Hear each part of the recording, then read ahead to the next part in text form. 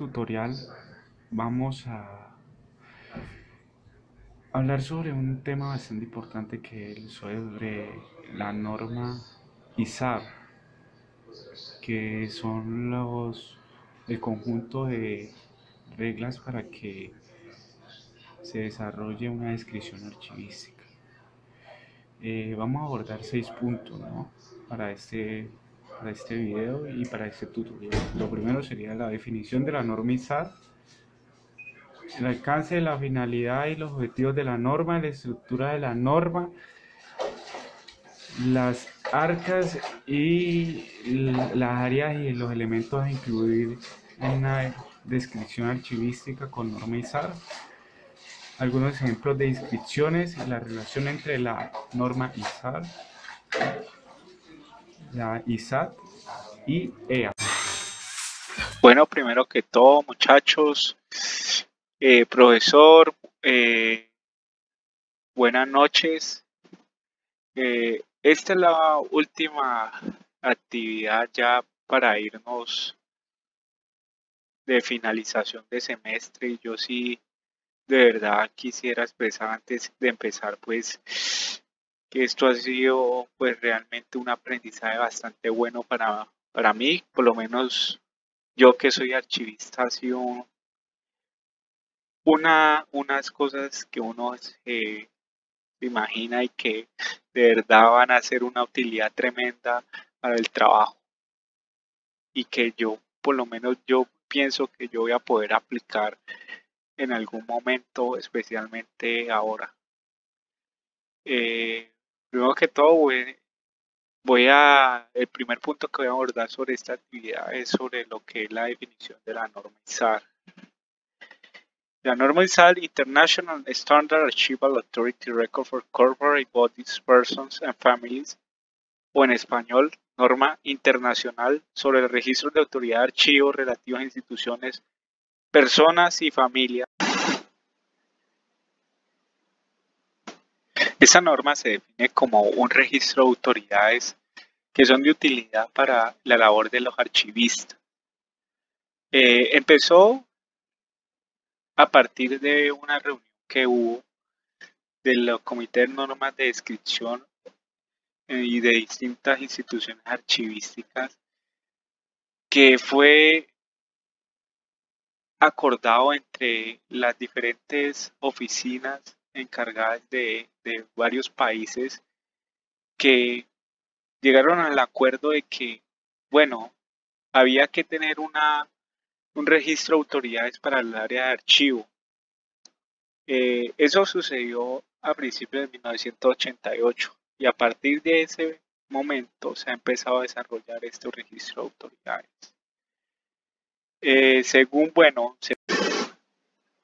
Según lo planteado por Ajenjo, la norma fue aprobada en 1995 y establece una línea de reglas para la creación de registro de autoridad de archivos. El interés fundamental de esta norma es el control de los puntos de acceso principales de los instrumentos de descripción archivísticos, es decir, las entidades, personas y familias creadoras de archivos. De acuerdo a lo que desarrollado por Hernández y Ajenjo, esta norma tiene un matiz importante que la diferencia de las normas aplicables a los registros de autoridad bibliográfica, que son los que hemos visto anteriormente, y es que su finalidad es no solo normalizar la forma de los nombres de los creadores de archivos, sino la de escribir todos aquellos atributos de estos necesarios para apreciar el contexto de creación de los documentos. Por tanto, tiene una vinculación contextual con el registro archivístico mayor que la que existe entre los registros de autoridad y los registros bibliográficos. Debe aclararse que, bueno, según lo planteado, esto es lo planteado por Hernández Ajenjo sobre la definición. Por otro lado, lo que nos dice Janet Suárez es que la ISAR trabaja ante todo con los productores.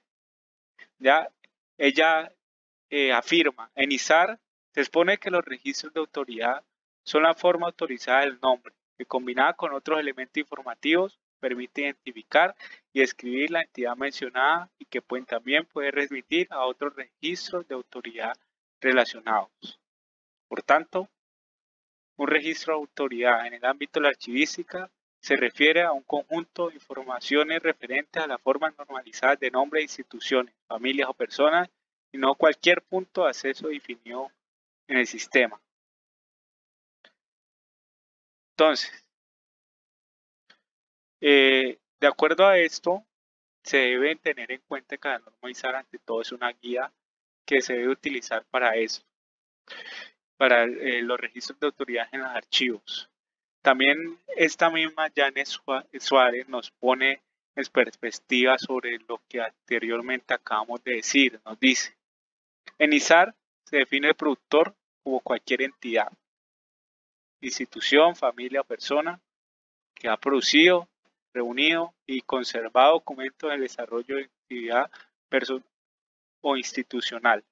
Es decir, los productores son los sujetos que participan en la creación, de producción y gestión de los documentos.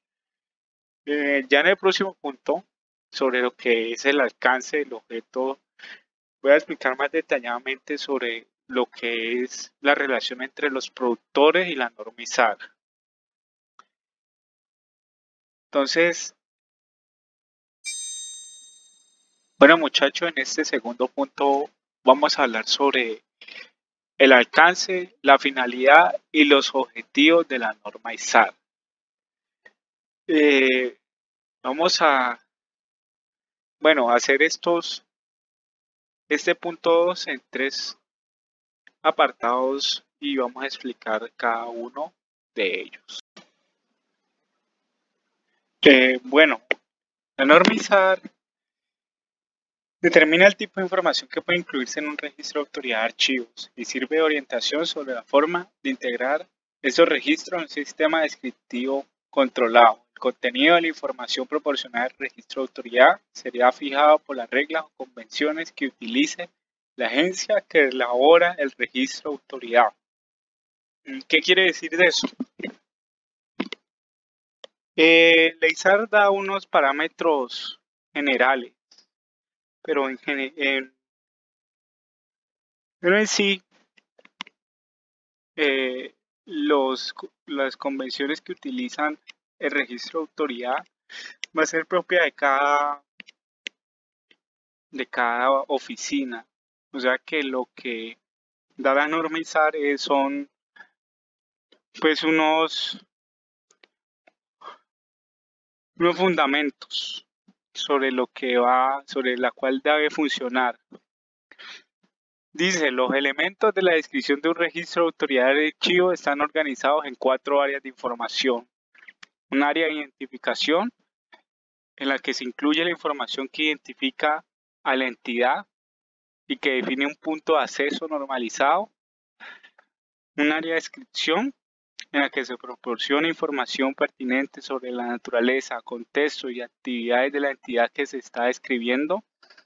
Un área de relaciones, en la que se consigna y describen las relaciones con otras instituciones, personas o familias.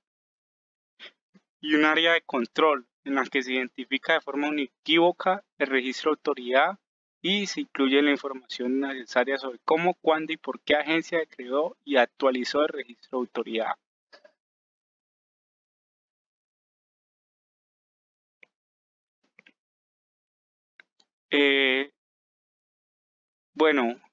La mayoría de los elementos de descripción que figuran en el registro de autoridad según la norma ISAR pueden utilizarse como puntos de acceso a la descripción. Dentro de cada país o comunidad lingüística deben desarrollarse las reglas o convenciones para la normalización de los puntos de acceso. En este sentido, las normas ISO son muy importantes porque estas normas ofrecen unas indicaciones sobre lo que debe hacerse para estos registros de autoridades, estos elementos de descripción. Frente a esto, algunos autores, por lo menos lo que es Delgado y Tornel, en un artículo dice: aprovechemos para indicar que ISAR tampoco dice nada sobre el formato de presentación de la descripción de la autoridad. por lo que habría que recurrir nuevamente a Garrow, en el mejor de los casos, a programas de gestión de archivos existentes en el mercado que permitan la personalización del formato. ¿Qué quiere decir? Que la norma pues otorga cierta libertad, pero esta misma libertad puede dar ciertos problemas porque obviamente no se adaptaría muchas veces al contexto en el cual se desempeña cada dependencia. ¿Qué quiere decir?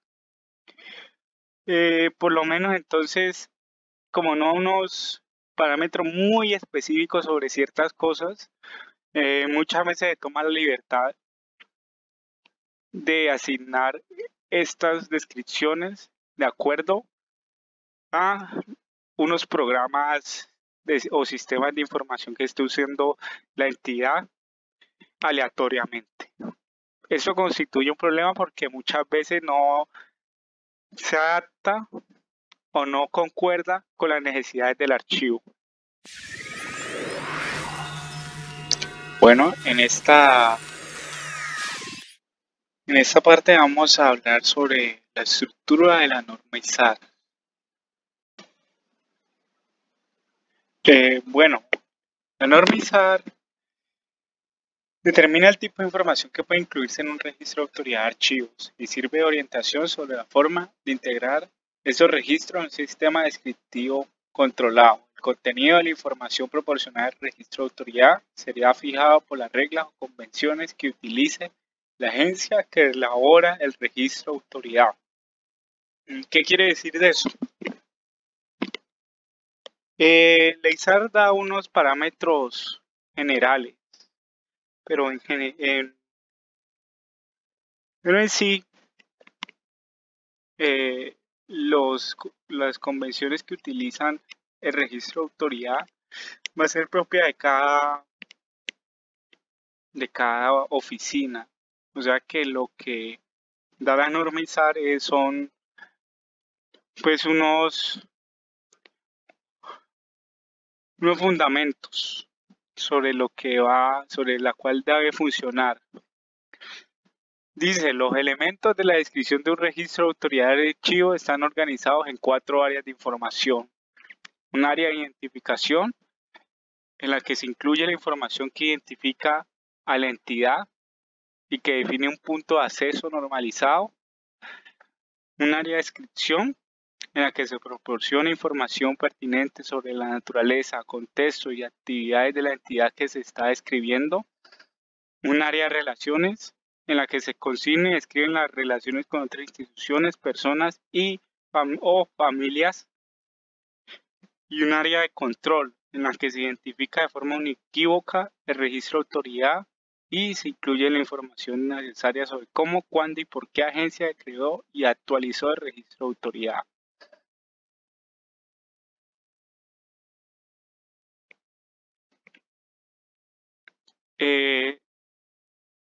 Bueno, la mayoría de los elementos de descripción que figuran en el registro de autoridad según la norma ISAR pueden utilizarse como puntos de acceso a la descripción.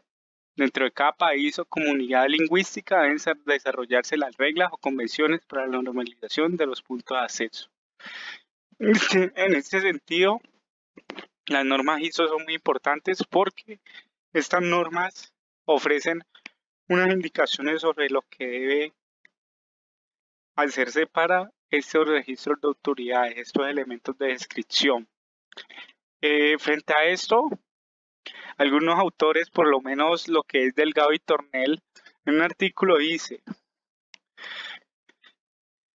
aprovechemos para indicar que ISAR tampoco dice nada sobre el formato de presentación de la descripción de la autoridad, por lo que habría que recurrir nuevamente a Garrow, en el mejor de los casos, a programas de gestión de archivos existentes en el mercado que permitan la personalización del formato. ¿Qué quiere decir?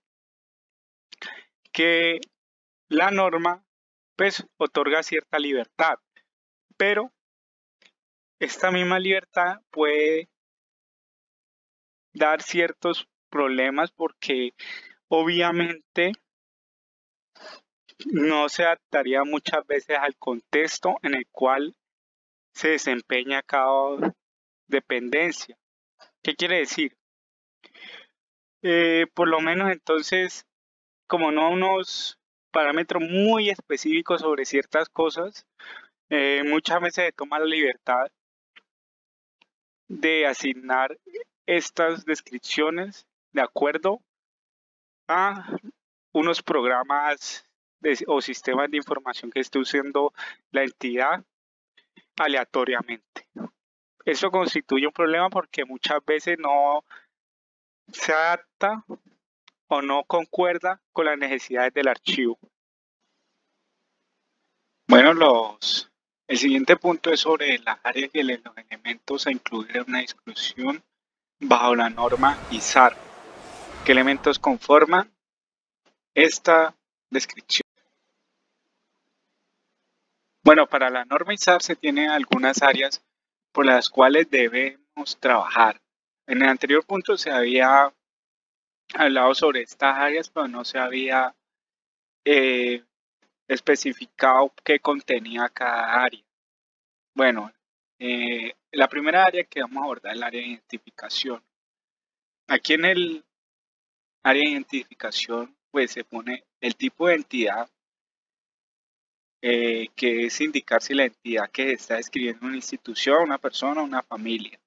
Entonces, se debe especificar el tipo de entidad, la forma autorizada del nombre, que es el segundo punto de esta primera área, que es crear un punto de acceso normalizado que identifique de manera unívoca a la persona, institución o familia. Otro es las formas paralelas del nombre, en caso de que la tenga. La forma normalizada del nombre según otras reglas, que significa que el registro de las formas normalizadas del nombre de la institución, persona o familia que se han elaborado de acuerdo con reglas diferentes de las aplicadas para establecer la forma autorizada del nombre. ¿Qué quiere decir? Muchas veces en otros países se traduce el nombre de una empresa o de una oficina. Otra forma del nombre, que quiere decir que puede que sea una empresa que tenga un nombre muy diferente al cual es reconocida en el mundo. Los identificadores de instituciones que sirven para facilitar cualquier identificador numérico o alfanumérico que se utilice para identificar la institución descrita. Otra área es el área de descripción, que el objeto de esta área es describir la historia, funciones, contextos y actividades de la institución, persona. Esto incluye la fecha de existencia, significa que pues la fecha de existencia de la institución, persona o familia que está describiendo. En el caso de la institución, incluye la fecha de establecimiento, fundación, legislación sobre sus competencias o disolución. En el caso de las personas, hay que incluir las fechas reales o aproximadas de nacimiento y fallecimiento. O cuando estas fechas no se conozcan, precisar las fechas de actividad. La historia, que es proporcionar un resumen de la historia de la institución, persona o familia. Los lugares, indicar los principales lugares y o ámbito territorial donde la institución, persona o familia tenía su sede, vivía o residía de forma habitual o con los que tenía otro tipo de vinculación. El estatuto jurídico, indicar el estatuto jurídico de la institución. El estatuto jurídico es registrar la naturaleza jurídica de la institución. Las funciones, ocupaciones y actividades, indicar las funciones, ocupaciones y actividades realizadas por la institución. Y las distribuciones de las fuentes legales, indicar las fuentes legales de una institución, persona, familia, origen de sus competencias legales, funciones, responsabilidad o esfera de actividad, incluida la territorial. ¿Qué quiere decir eso? Que si tiene una resolución o un documento legal que justifique su existencia y su funcionamiento. La estructura interna o genealogía, describir y representar la estructura administrativa interna de una institución o la genealogía de una familia. El contexto general, que ofrece información significativa con el contexto social cultural, económico, político y o histórico en el que la institución, persona o familia actuaba, vivía o estaba activa. Otra área es la área de relaciones, que es el propósito de esta área es describir las relaciones con nuestras instituciones, personas y familias que han sido escritos en otros registros de autoridad. Esto indica, por lo menos, a partir de eso, con unos apartados muy en específicos, ¿no? Que incluyen nombres, identificadores de las instituciones, personas o familias relacionadas, la naturaleza de la relación, identificar la naturaleza general de la relación entre la entidad que se está escribiendo y otra institución, persona o familia.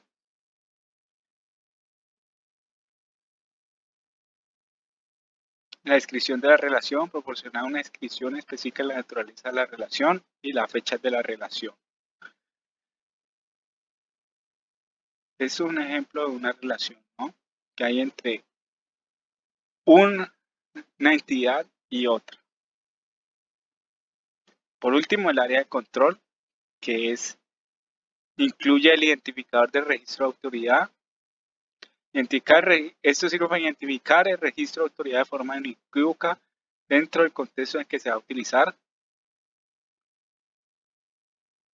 Cuando el autor responsable del registro de autoridad sea un organismo internacional, se utilizará su correspondiente código de identificación en lugar del código del país. Esto se hace de acuerdo a las convenciones locales y nacionales. Bien.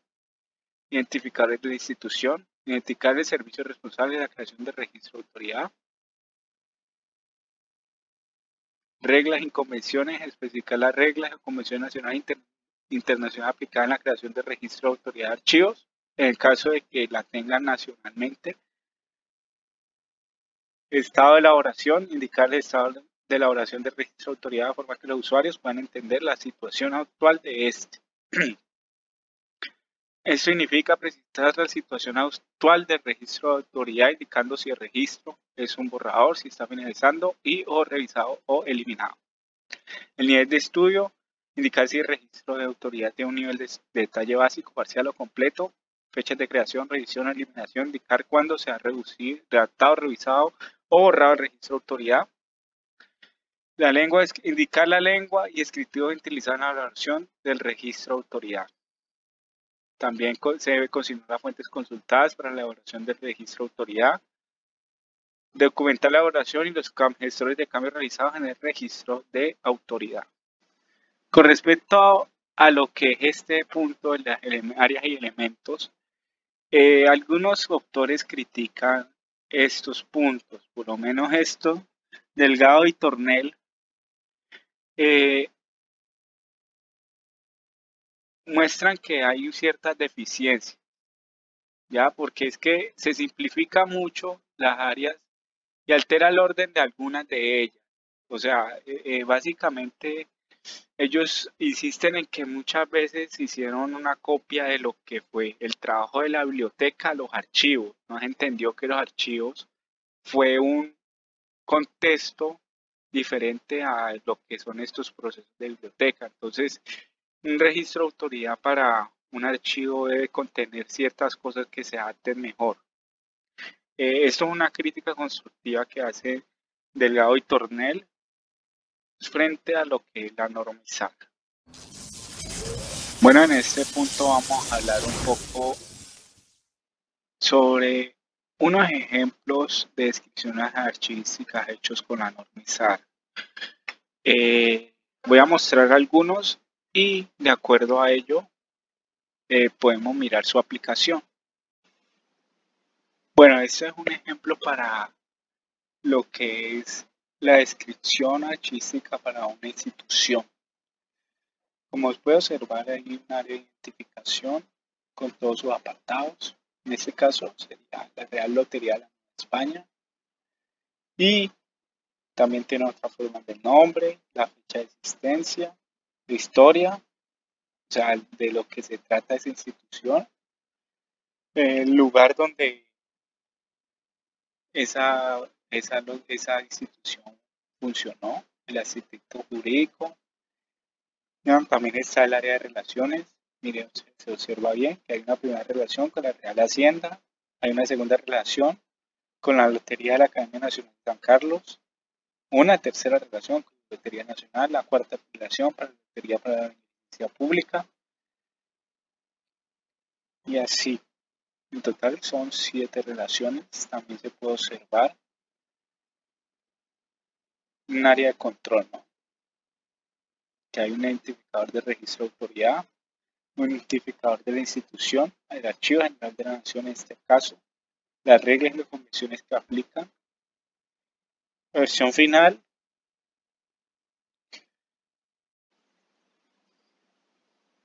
Bueno, este es otro ejemplo para una persona.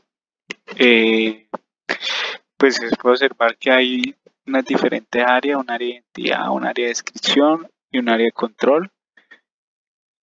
No hay un área de relaciones, tal vez por el hecho de que pues esta persona no tenía familiares o otras situaciones, pero igualmente se puede observar que aquí se está gestionando de la misma manera. Lo interesante aquí es por lo menos que hay un identificador de la institución que es el ADN y por lo menos hay otros detalles que podrían ser bastante interesantes, que por lo menos dicen la historia de esta persona, desde dónde nació, dónde murió, ¿ya? Y la otra que es bastante interesante, que es el hecho de que hay una forma autorizada de su nombre. Punto, vamos a observar la relación que tiene la norma ISAR con otros formatos manejados como la norma ISAT y la EA. En este punto vamos a explicar esto. Bueno, en relación a la norma ISAR, hay otra norma que es la ISAC, que es la Norma Internacional General de Descripción Archivística. Bueno, esta diferencia de la ISAC presenta algunos puntos sobre lo que es las descripciones procedentes de un lugar. A diferencia de la ISAC que hay sobre dirigido hacia los productores, esta ISAC está dirigido al origen y orden natural de los documentos, que en la descripción normalizada se concreta mediante la programación de la descripción, que va de lo general a lo particular. ¿Qué quiere decir? La norma ISAT, a diferencia del ISAC, trabaja sobre unos detalles más. Yo ahorita voy a explicarles como qué detalles, por lo menos, en los que la norma ISAT están divididos hacia el área de control, área de identificación, área de descripción y el área de relación y sus diferentes apartados. La norma ISAT trabaja sobre códigos de referencia, historia archivística, alcance y contenido, característica física y requisitos técnicos. Algunas instituciones tienen en cuenta lo aplicado por la norma ISAT y por la norma ISAT y combina un poco de los ambos o tienen en cuenta ciertos apartados que proporciona la norma ISAC y al utilizar ISAR, entonces por lo menos algunas instituciones lo que hacen es agregar ciertas cosas como nota de publicaciones o características físicas y requisitos técnicos a pesar de que lo organizan con la norma ISAR. Por otra parte, la descripción archivística codificada se utiliza más que todo para lo que es a partir de la objeción de metadatos y a partir del hecho de que cada vez más se hacen documentos de gestión electrónica. Entonces, ¿qué pasa? Que esta EA toma lo que ya está establecido con la norma ISAC y lo aplican para estos documentos electrónicos. Bueno, a partir de lo visto en este trabajo se puede hacer ciertas conclusiones de lo desarrollado. Lo primero que podemos concluir es que la norma ISAR proporciona ciertos criterios para que se pueda hacer una descripción archivística eh, sin ningún problema. Esto a raíz de que las mismas complicaciones que surgen en el archivo, porque es que si no se tiene ciertos criterios a la hora de hacer una descripción archivística adecuada, los resultados pueden ser muy diversos, las variables pueden llegar a ser totalmente numerosas. Entonces, eso tiene que ir relacionado al hecho de que hay unos estándares que se deben aplicar y que todos estos objetos y descripciones deben ir dirigidos hacia ello. Por otra parte, se pudo evidenciar en este trabajo que las normas ISAR, antes que todo, trabajan sobre el consenso archivístico. Fue una norma que se publicó y que se desarrolló con el beneplácito de todas las instituciones archivísticas de muchos países. Esto para, primero, estandarizar los documentos y para que cualquier persona, ya sea de otro país, que viene a consultar de un archivo a otro o viene a trabajar de un archivo a otro, como puede ser pues el traslado o la transferencia o la migración de personas o de datos de una región a otra, puedan tener ciertas bases y criterios por los cuales pueden actuar. O sea, ¿qué quiere decir esto? Que un archivista español pueda tener las mismas bases y criterios de actuación que un archivista colombiano, un archivista norteamericano, que un archivista de Australia, y que en ciertos puntos ellos puedan llegar a coincidir y a trabajar. Por último, se puede afirmar que la norma ISAR se adapta a las necesidades del archivo. Eso quiere decir que pueden que estén en constante cambio estos criterios por los cuales trabaja la norma ISAR. Esto a raíz de que para el siglo XXI se plantea una nueva dinámica con lo que es los documentos electrónicos y la gestión de base de datos y toda la información electrónica. Esto supone que la norma ISAR muchas veces debe colaborar y trabajar con otra normativa, ya sea la norma ISO, ya sea otra normativa como la ISAT o la EA, y por último ya debe ser con los mismos estándares, leyes y reglamentos que pueda tener cada institución.